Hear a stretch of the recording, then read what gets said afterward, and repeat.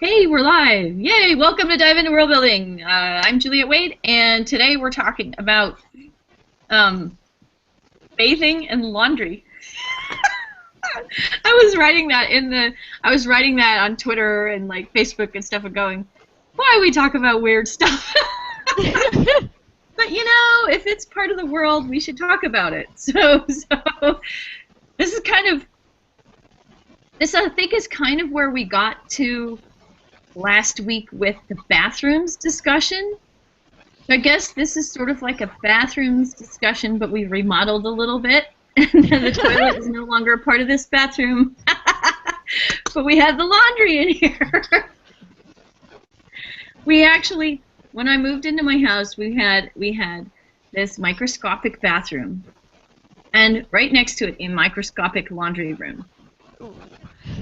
And it was like literally when I was like squatting down to put the laundry in the machine, my back was against the opposite wall. so it was so small. So what we did was we remodeled and we took the wall out in between the two, and now we have a nice sized bathroom. It just has the laundry in it. So sometimes people will keep their laundry machines in the garage. I have many friends who have their laundry machines in the garage. Laundry machines, let's see. Other things about laundry machines in my particular area is, and probably in yours as well, they require their own, let's see, dryers require their own special electrical outlet. Because they require so much more electricity than the washer or anything else that you use in your home. Right. We actually, when we moved to Oregon, had to buy an adapter because the building code here is different than California. Interesting. Yeah, that was, because we're like, how does it plug in? Oh no. So we had to go to Lowe's and ask him about that. Wow. Yeah, that was a surprise. I think dryers also. Go ahead. Sorry, Brian, what were you saying? I was going to say, I think dryers also need access to like an outside wall so they can blow out. Yep. So like last week, you guys were, I think it was mentioned that you wind up having the plumbing kind of clustered together, so you wind up with kitchen on one side, bathroom on another side of the wall, and whatnot. Yep. It's hard to do that with the laundry because if it's all in the center, you can't really have the dryer in the middle of the house. Anyway. Unless it somehow vents to, yeah, I mean vents. There are vents in homes and they vent in various directions. But yes, I agree. Yes. So it is kind of interesting. I remember putting in my dryer and having to hook it up to these various things and having to buy a big like tube to connect the back of the dryer. Yeah, the dryer hose. Vent so that it could blow the air out. And what's funny is outside the wall, there's a section of wall that's covered with dryer lint. Because it blows it out underneath the vent, right? And then it gets stuck to the stucco. Ooh. And then it's like, oh, I should just take my little scrub brush and scrub the lint off the side of the house. It's not a huge area. It's not like it's really visible, but it's very fun. And oh my gosh, so okay, so everybody's starting to get ahead of me in the I know. So let's go with, all right, so if you have laundry machines but they're not your own, then you have laundromats where you are able to access machines but you may have to pay with quarters. And yes, college is one of those things where you're like constantly collecting quarters by any means necessary. And, having to carry your basket out and down the stairs and to the laundry room in whatever capacity, And it also actually is very common in apartment complexes where all, you got to go out and you got to use quarters for the laundry, whatever. So yeah, there certainly is that. There are a couple of other things. I mean, for those of us who had to collect quarters, which was a nightmare. Now, I think there are some colleges that, I think your ID card does like everything, lets you into the building and lets you the bookstore and the dining hall and the laundry machines. So it's possible. It that'd be nice. Well, because for example, in arcades, they now have cards that you put money on a card, and then you use it for the arcade games. You don't use quarters for the arcade games anymore, which is probably nice for the people working there, but that's a separate topic. Yeah. Yeah. So laundry machines though are relatively modern and were invented at a particular time, and now, of course, like the latest thing is to have laundry machines that don't use as much water or that don't use as much electricity, right? But they, I think, really changed people's lives. They changed women's lives. Yes, and I think, yes, I think some men's lives too. but there was a significant group of women who were expected to wash all the clothes in the house, for whom that saved a great deal of time and effort. Yeah.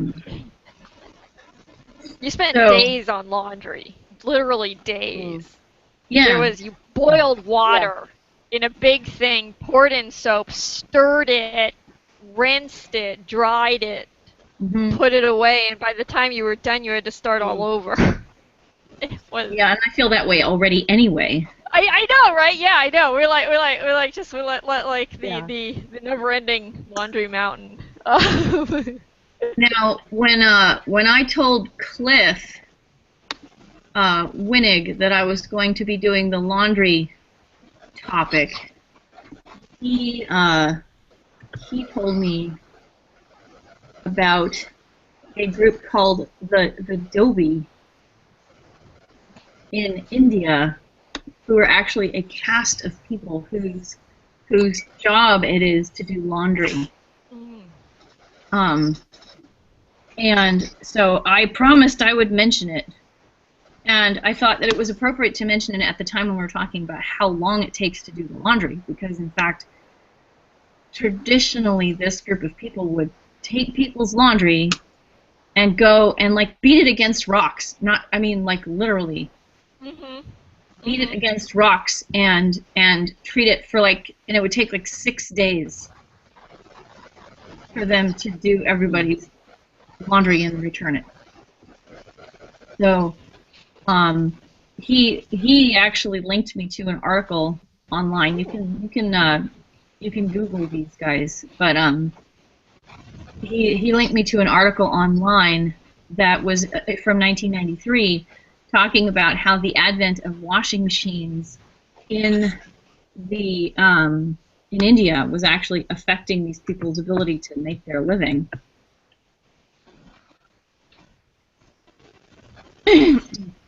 And of course it would, right?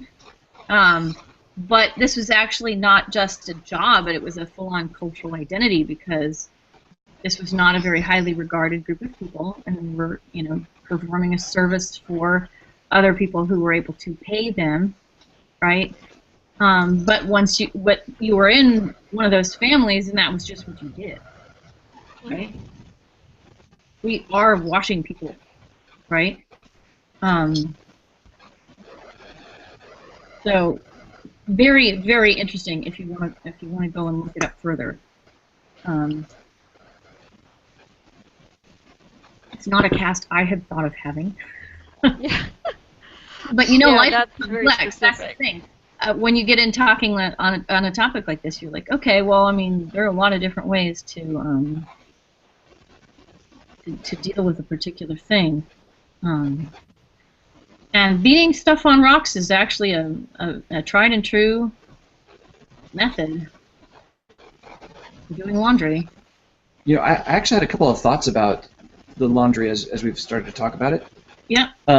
Beyond just like the mechanics of like beating on the rocks or feeding quarters in the machine or what have you, I think that there's something culturally significant about. So like in our culture, we generally try to not expose our dirty clothes or our underwear or those things. But with a laundromat, you are going out in public and it's on display. There's a totally different feel to going to the laundromat as opposed to going to your garage. Well, in fact, yes, and that's why we have that expression, airing your dirty laundry. Right. Yeah, good point. Here's another aspect to that is there's a social requirement that when you're done with machine and the cycle is done, you take your machine, you take your stuff out of it, you put it in dryer, and then when it's dry, you take it out, and you don't leave things sitting. Other people will get frustrated and ticked off, and they'll take your stuff and they'll dump it wherever they can put it. And if you're lucky, it's in a basket. You can find it, and it's not flopping around. If you're not, so people are handling, not just your jeans, but whatever underwear or interesting stuff that you might have in your laundry. So, well, and people steal stuff at the laundromat. They steal things out of dryers and stuff.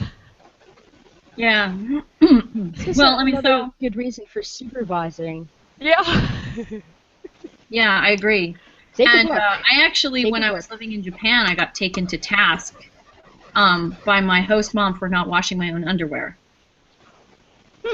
And I had no idea, like, that was a requirement. I'm like, oh, I'm really sorry. I won't do that to you anymore. Like, did they have a washing machine or not? Yeah, they did. Okay. Yeah. Like, but I was supposed to wash my own underwear. I'm like, okay. Will do. I think it may have been because I'm female. Because there are times of the month that are nobody else's business, and I should be totally in charge of that, and nobody else should have to even think about it. Wow, yeah. That kind of thing. So. Yeah, for women, that's a whole thing, a whole laundry thing. Yeah. That men, I don't think it even occurs to men at all. That there's sometimes, you wash them out in the sink and hang them up to dry because there's been an accident, and you just do that, and it's inevitable. Yeah. Well, and then there's also things like, so there's also stuff like, how do you even clean stuff, right? How do you get grass stains or blood stains or any of the above out of your clothes? Like, this is not a simple task, right? No. And the invention of soap. Use all kinds of fancy products and stuff. But yeah, it's an interesting question. Like, are there products that are designed to help you clean your clothes, or and we haven't even gotten into like products that are supposed to help you clean your body. That's a whole other raft of issues, right? Yeah.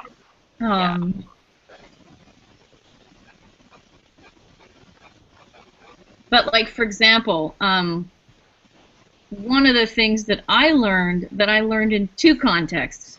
One was washing dishes, and the other one was washing clothes. Is that if you have some form of dirt that is protein based, like blood or egg yolks or stuff like that, you don't want to use hot water. Because all you're going to do is cook it. Yeah. right? But Yeah. I don't know, like, who talks about this stuff? I would love to have somebody in a fictional book go, make sure you wash that with cold water because otherwise those things aren't coming out. Like, like after the murder, oh, those bloodstains. You wash them in cold water.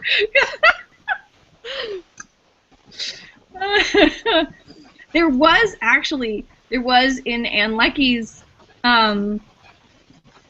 ancillary sword, there was an instance where washing was actually kind of critical because it didn't happen, and it was there was paint on the gloves of somebody who had done something, and the paint was connected to this problematic event, and so it was like, well, who actually put the paint on here? And hey, gee, your personal attendant is right now trying to wash your gloves. It's not doing so well because the paint's not coming out. So, yeah. Interesting uses of laundry in fiction. Yeah. Yeah. Well, and that's I think you'd see that in mysteries where, you're looking for blood stains and things. You see that on TV where people are, TV would have us it's impossible to get rid of blood stains, and everybody's going through with those UV lights and the spritzy blue mall and looking for this stuff and yeah. Poor Morgan is having trouble with her connection. Yeah, she in and out. I don't know what to do besides keep going. Yeah. So yeah. Well, so laundry is a really critical thing, even though it's sort of under the radar. I think this is what you got me to think about with if you're wearing stained clothes in a place. Mm-hmm. Like, you don't want to look like your clothes are dirty, and I was always told, you definitely don't want to look like your clothes are dirty. Though, I have noticed at times, we'll be rushing out the door, and we'll be in the car on our way somewhere to, not out to dinner or whatever, but, casual context, and I'll notice that there's something on, my daughter's shirt or my son's shirt, and I'll be like, well, anyway, my shirt, man. That something happened to them during the day and that they got something on them, and right? But it is terribly, terribly stigmatized to have it is. any kind of dirt on your clothes. I've gone out. You're just eating and just blob, and then you're like, scrub it. It's just the thing if you drop soy sauce on yourself, you have to run to the bathroom right now or it'll never come out. Yeah, same with tomato. Oh my gosh. Yes. And also, I don't know what gets oil out of anything.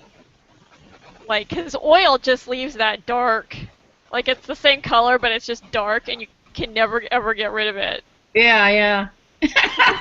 Disadvantage to laundry machines in the garage. For all those who are having to clean clothes. Yeah.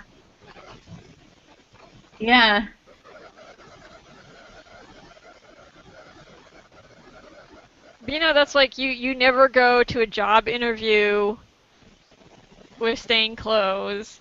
Right. You don't. Or if you go on a date, if you show up in dirty clothes or ratty clothes, or it's the reflection of the culture is, you want to present yourself at the highest station possible, and part of that is having clean clothes that are in good repair. So, right. And anything less than that, and you're presenting yourself as at some kind of lower station or lower, class or and I wanted to mention actually be pretty universal too. Sorry? Interestingly, it seems to be universal. I mean everywhere. Showing up with clean clothes. I'm always leery of the word universal because nothing's universal. Yeah. Right. Because I would I'm trying to think of somewhere where it's it's okay to show up in Well, so here's an example of something that I think is really interesting. I read an article, some while ago, about cleanliness in the Middle Ages. Okay? Back in the days when nobody bathed, right? And we have this whole idea of like, oh my God, it must have smelled so bad, it must have been just this horrible, horrible thing, and everybody stank to high heaven, and, we just would not even be able to breathe if we went back. Well, anyway, so there was this really interesting article, and it was not about bathing, but it was about the connection between bathing and laundry, which makes it perfect for our hangout today. Okay. In fact, when in the era when bathing was not a thing, immersing yourself in water and using soap was not a thing, the way that people would clean themselves off was by rubbing themselves down with linen. Okay? And they would rub themselves down with linen all over, just like really, really, scrub themselves really, really hard with linen, dry linen, and then they would wash it. And they often had a full set of linen underwear, if they were rich enough to afford it, that they would wear under their fancy clothes, right? And so the key was not to bathe, but to make sure that you had your linen underwear regularly laundered. And the person who'd written the article actually did an empirical experiment where they were like, okay, I'm not going to bathe for a month, and I'm going to do the linen thing. And what was interesting was they said that, in fact, they didn't smell, and their skin got a lot kind of healthier. Ooh. It was interesting. Because apparently, like you're getting dirt off, but not taking all the oils off, because you don't want to strip all the oils off your skin. Anyway, and so like it was this whole. I thought it was fascinating, in fact, because now obviously, and this person acknowledged it, you have to be able to own the linen underwear, and you have to be able to afford to regularly launder your undergarments, right? So if you were a member of the poor classes, all bets were off. And, I mean, you might be bathing in the river anyway. Yeah. Right? I mean, or whatever. But it was actually possible to keep yourself from being very stinky just using this linen scrubbing method. So anyway, I highly recommend the article. You'd have to Google it, I'm afraid. But I thought it was a really interesting contrast between the use of laundry for cleanliness and the use of bathing for cleanliness. Yeah, very interesting.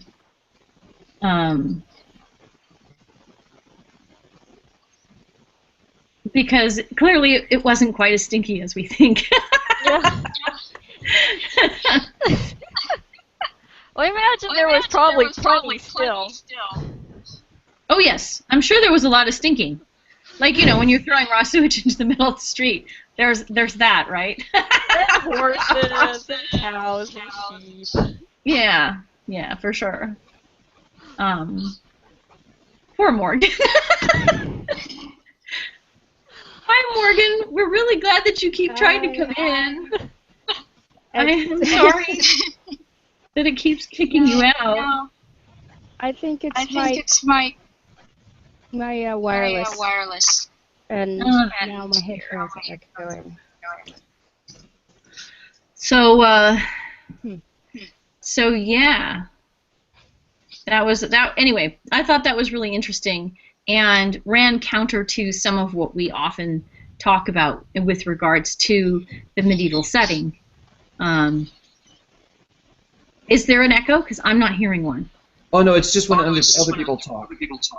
Yeah. Wow. Okie dokie. Well, I'm sorry about it.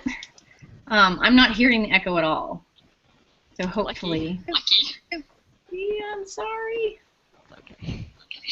Well, I don't know what to do about it. I clearly need to invest in a set of headphones for myself, because that will hopefully help. Anyway, all right. So where are we? Should we do some bathing? Yes. Yes. Let's all jump in the bathtub. Yeah. I was noticing actually that I have both. I have a reference to laundry in my book as well as a bathing scene.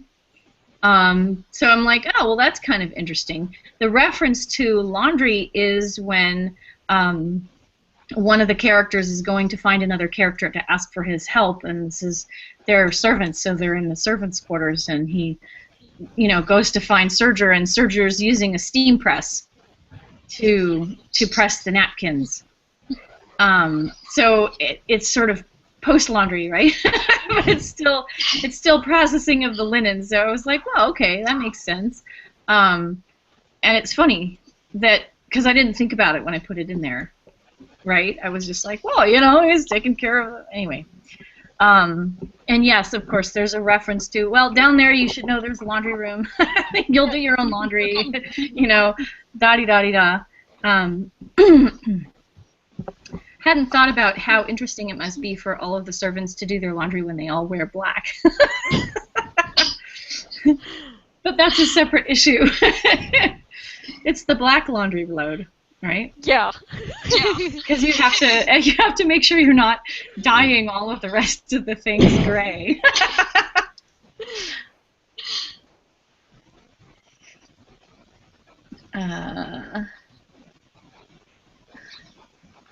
That's funny. But yes, so there's also the bathing scene, which I think I referred to last week when my character thinks he's just sees or possibly been exposed to it and gets in the bathtub, and then his brother walks in. Yes. So doing laundry is clearly something that's semi-private, but often does. There are careful negotiations around boundaries because sometimes we have to do it in public places, right? Bathing is something. Do you do it privately? Well, not necessarily, right? Roman baths were communal baths where everybody would hang out and have conversations and stuff. And in Japan, you often bathe with your kids or your family. There's a great bathing scene, best bathing scene ever in My Neighbor Totoro. Oh, yeah. Absolutely love the bath scene.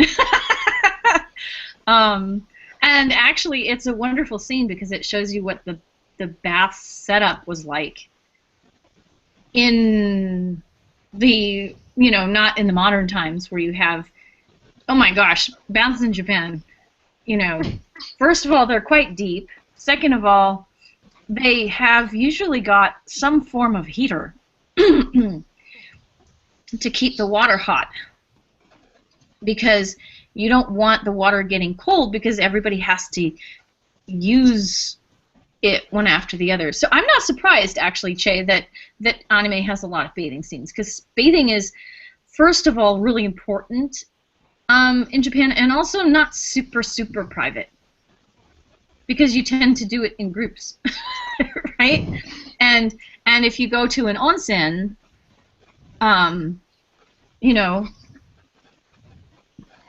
you are doing it with other people. Actually, here's a cultural tidbit that you might find interesting. Being naked is not a problem, but being seen getting undressed is a problem. So, like, the dressing rooms are private, but not because people are worried about being seen naked once they're in the bathroom area. It's though people will often bring a towel for the critical portions, right? Mm-hmm. They don't always. Yeah. But what will happen is you don't want other people to see you getting undressed or getting back dressed. So once you're, once the transition is complete, you're cool. And I was kind of thought that was fascinating. Yeah, I wonder what the history of that is, because I mean I always figured with like the stigmas about around nudity had to do with with sexuality, but like the mechanics of like getting undressed. Yeah. I don't know. How does that play into it? Well, it's interesting, right? I don't actually know why that would be the case, because my assumption when I entered the scenario was, oh, well, this is somehow about being naked, right? And I mean, it's not like nobody ever carries a washcloth to sort of float near their nether portions, in the public bath. But, but yeah, so I was told, you don't want to be you want to be very sort of subtle and private about getting undressed, but, I mean, I think it maybe has to do with context.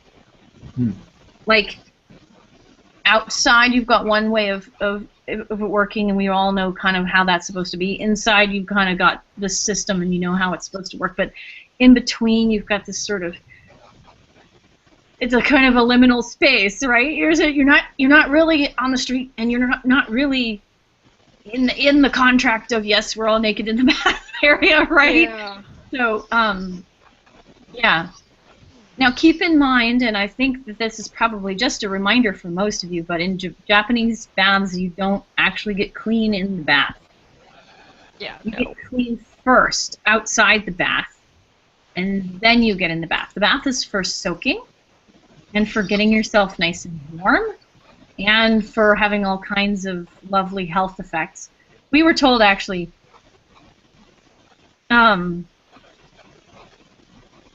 we went to an onsen with our friends, and the baths are all brutally hot. That's why. But we were told, if you go to an onsen, which is like a special hot spring bath place, that you're supposed to bathe 3 times, even if you're only staying the night, okay? Particularly if you're only staying the night. You're supposed to bathe when you arrive, and then after dinner, you bathe before you go to bed, and then when you get up, you bathe in the morning, okay?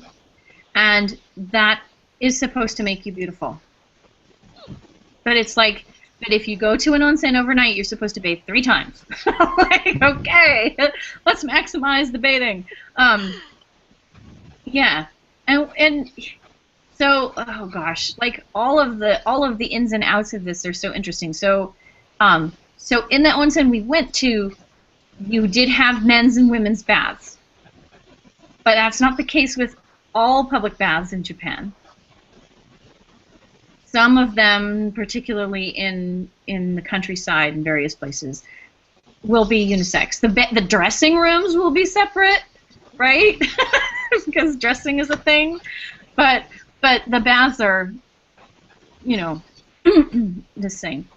Onsen, yes, and it just depends. They are natural hot springs, but you're not sitting on top of a natural hot spring, or you would get they cooked. pipe it in. So they pipe it in, and the issue, of course, is like how far away from the hot spring are you? Like, how much has it cooled down by the time it reaches you? Oh my God! They have various temperatures, right? Yeah. But they're all really hot, and the typical thing is to actually, even if you're running a bath in the home, is to make it very hot. Like, it's just hot, whoa, hot, yeah. So for sure. Rome had, like, there were the hot baths, and then there were cold baths. That you did after, and this is, for some reason, I actually know how, like, the Romans did it. They rubbed themselves down with olive oil, and sand, and then like an attendant would off, right? scrape it off, and then you would go hit like I think the order was hot bath and then cold bath, but I'm not 100% on that. So Yeah. One like a solid time when system. we were in a bath in Japan, we didn't realize this, but there was actually literally a fire under the bath. Yeah, I can believe it. and it was hot. Yeah. And the longer you sat there, the hotter it became. You were like, oh my god. Well, that's like I mean, at a certain point, because there's a fine line between a relaxing hot bath and like first-degree burns. I know. Well, what was I mean, the sad part was that through a misunderstanding, I actually had not figured out what I had been told, because Japanese has two different words for water. One is for hot water, and one is for cold water. Okay? And when we went into this bath, she said, please make sure to add as much water as you need. Oh. But she used the word for cold water, and my brain didn't pick it up. Oh. Because I guess like my brain translated it into English too quickly or something. Yeah. And because I'm accustomed to the U.S. where the bath cools down and then you add hot water, Yeah. I was like, well, I'm not, yeah, okay, but I'm not going to need to add hot water here because holy crap. So it was like the quickest bath ever. And of course we got abundantly laughed at after we came out and we explained why it was we were out so quickly, because by the time my husband got in after me, it was even hotter. Oh. And I was telling him, it's so hot. You know? Of course, we were the silly foreigners who didn't realize that. Of course, it was. Yeah, we were the silly foreigners who didn't realize that there was a fire in the bathtub. Yeah.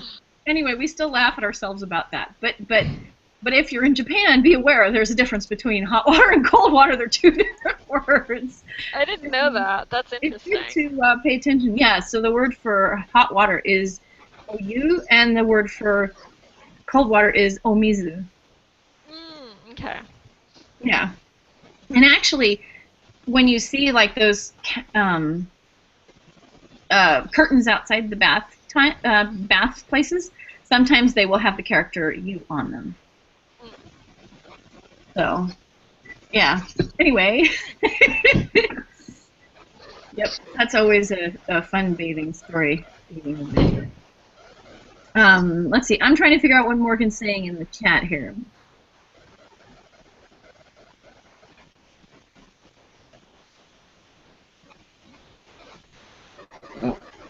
No. It's the old like, is this tub for bathing or cooking? I see, yeah. Well, that would be, I guess, potential misunderstanding possibility. Very much. Unless they're trying to trick you and cook you, which you've seen in fairy tales. It's possible. Yeah. I did feel like I was being cooked. Let's see. What else can we talk about with bathing? I think. Okay. Well, there was one time I read, it was just this brief little blurb of an article about how soap doesn't really get you clean, and mucus does. And MIT was trying to devise some kind of mucus-based bathing system that would thoroughly clean off the germs. Yeah. And I thought that was really interesting.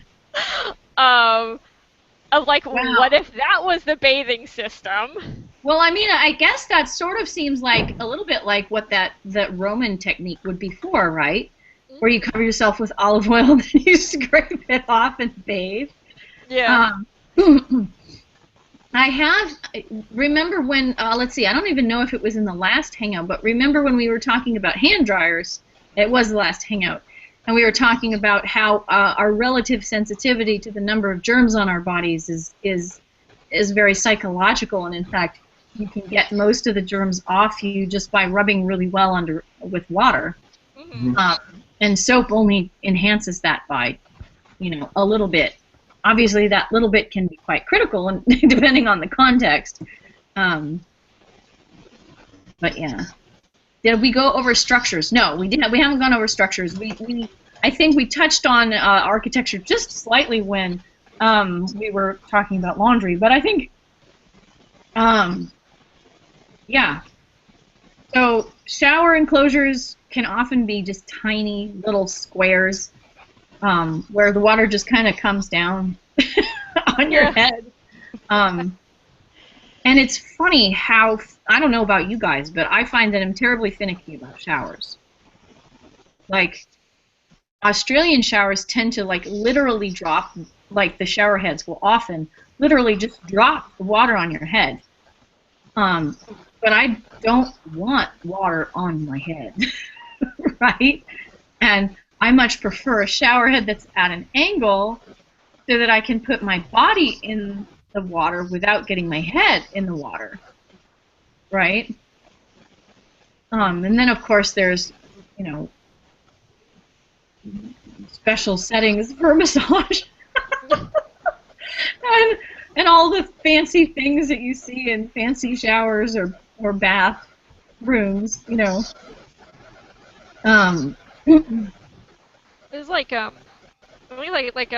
the high-tech approaches are like the sonic showers in Star Trek. Yeah, you never see, and they never actually really explain. It's just supposed to, like, I don't know, shake the dirt off. And then I swear I've read a few where, like, basically nanites just carry the dirt off. Like while you're sleeping. I think it was a Linda Nagata novel where, like, nanites just carry the dirt off while you sleep. So you don't even have to do anything. It's all done for you. Wow. So that is really interesting. Well, yeah, I mean, so we had the issue, okay, so we had the issue of controlling the water, and drought is definitely a factor here because, we have the low water, in addition to low water toilets, there's low water faucets, and there are low water shower heads and various things like that. And more.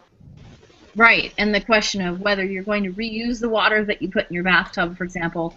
But then there's, of course, the problem of flooding, which is always a potential problem, like when filling your bathtub takes a while and you walk away and you come back and you're like, yikes, turn it off, right?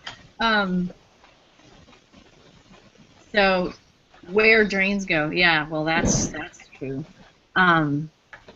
But so it's funny because we want the water in the house, but we don't actually want the water in the house. So we put a lot of effort into creating a dedicated pipeline that's open at very small contained points, right? Yeah. And water pressure has a lot to do with, like, I mean, what creates the water pressure? Gravity, right? Or gravity, yeah.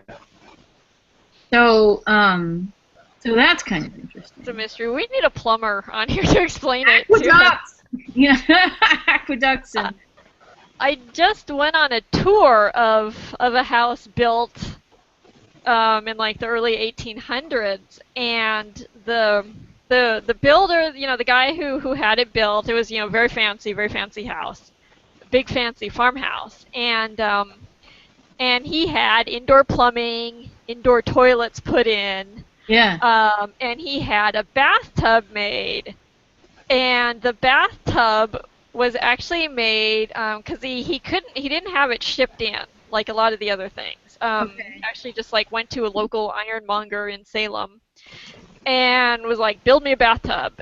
And it was made from a horse trough. Oh, because that's what the guy had, like, handy, that held water that was the size a person could get into. Yeah, that makes sense. Morgan's telling us a story in the chat about worrying about whether the mass of your bathtub plus the water exceeds the capacity of the floor to hold it. Yeah. That would be bad.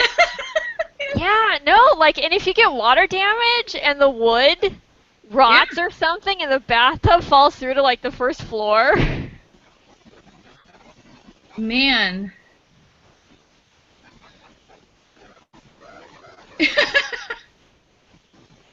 In terms of world building, I was always told that that there's a correlation between longevity and and how well the society in general bathes. That's possible. I mean, it could be a matter of like correlation versus causation thing, but. Well, and of course, there's also the hygiene hypothesis of allergies, which is sort of another side effect, I guess, possible side effect of that. But yes, I mean, bathing made an enormous difference to general health, right? And washing patients in hospitals helped a great deal with their survival rates, you know. So, yeah, it's very interesting.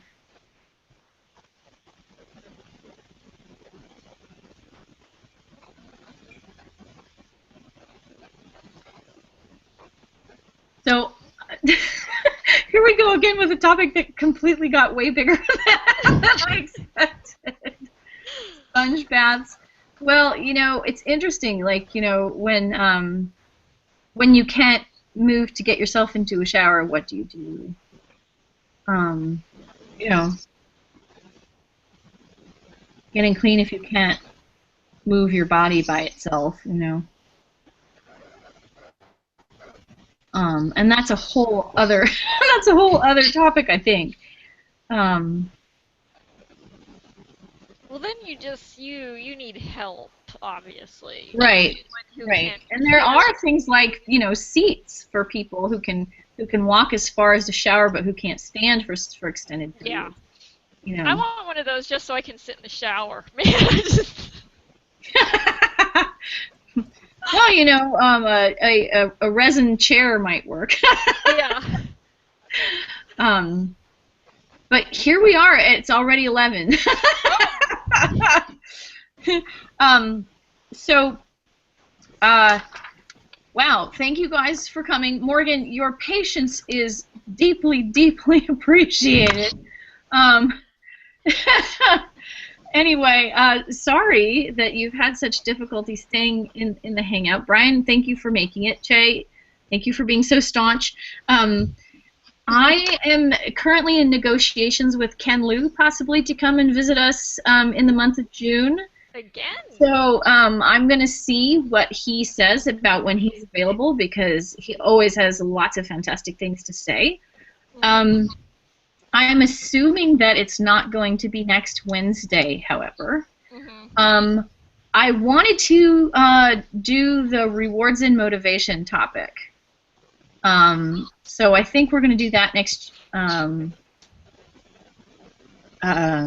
week, rewards and motivation, and that should be kind of interesting because I think that rewards and motivation and the way that they're handled are things that vary widely on a cultural basis. So we can definitely have an interesting discussion about that. So the plan is for us to meet next Wednesday, and yeah, and actually it just made me think I've got to probably tell Ken that my kids get out on the 16th of June because we're getting very close to the summer here. So anyway, all right, so hopefully I will see you all next week, and hopefully next week it won't be quite so hard for Morgan to get in. So next week, 10 o'clock on Wednesday, and I will see you then.